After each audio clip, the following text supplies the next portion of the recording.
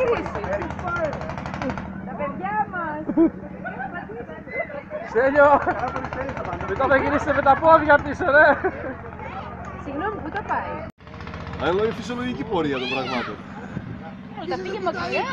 Μακριά, εντάξει. Κάπου έπρεπε να γυρίσει τώρα, δεν μπορεί να κάνει και... Θα μου τα στείλεις, έτσι.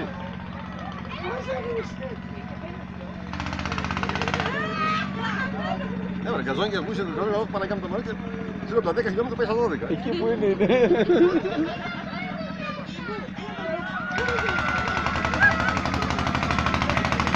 Τα φαγωτά τα φάγανε, τα πετάξανε. Τα τρώνε ακόμα.